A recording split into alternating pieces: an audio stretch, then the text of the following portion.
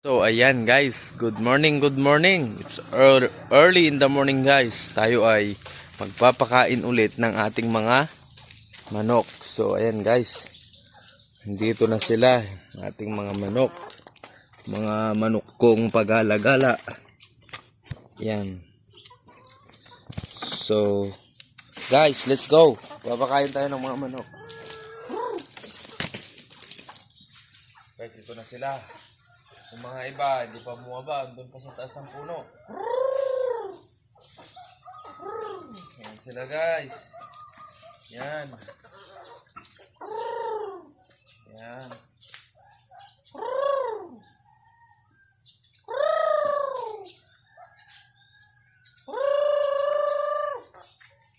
Ganyan lang guys, magtawag ng mga manok. Hindi umaga. Yung iba parating pa lang. Oh, yan na sila guys. Ayan na sila. Oh, yan na. Habang tayo nagkakape, tuwing umaga, kape plus patukan ng manok.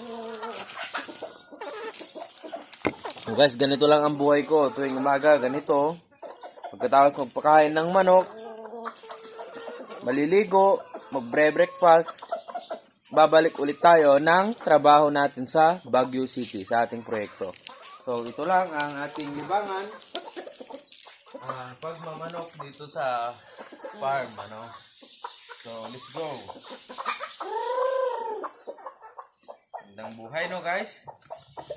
Simple lang ang buhay. Pero, masaya. Mag-iingat po tayong lahat, guys. Lalo na sa mga pareha ko na bumabiyahe patungong trabaho. Mag-ingat po tayo palagi. Manatiling safety. Manalangin muna bago umalis ng bahay kasama ang pamilya, no? Para sa ganun, meron tayong guide. No? Ayan. Alam nyo guys, yung mga manok ko pag kinakalat ko yung mga pagkain nila, hindi yung kasi minsan nag-aagawan. Mas maganda yung ganyan para hindi sila nag-aaway, ano. So, ito lang guys ang ating munting vlog ngayong umaga kapag papatuka ng manok.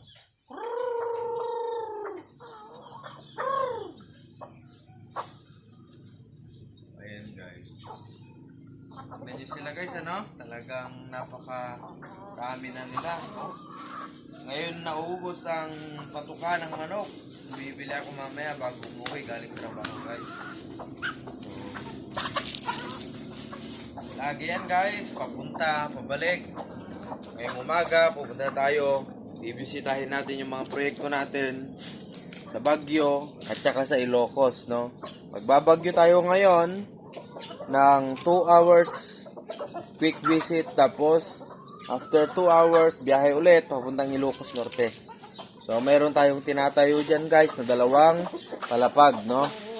So guys, mag-iingat tayong lahat, lalong lalo na sa mga tulad ko, no? Ulo ng pamilya na, may pamilya na.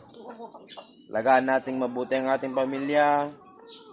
Of course, pag-stick to one lang tayo sa misis natin para sa ganon, i-bless tayo ng Panginoon. Kasi ang Panginoon guys, nakikita niya lahat kung ano yung mga ginagawa natin. At kung ano yung tinatanim natin, yun din po yung aanihin natin. So guys, good morning, good morning. Ito po ang munting vlog ko ngayong umaga.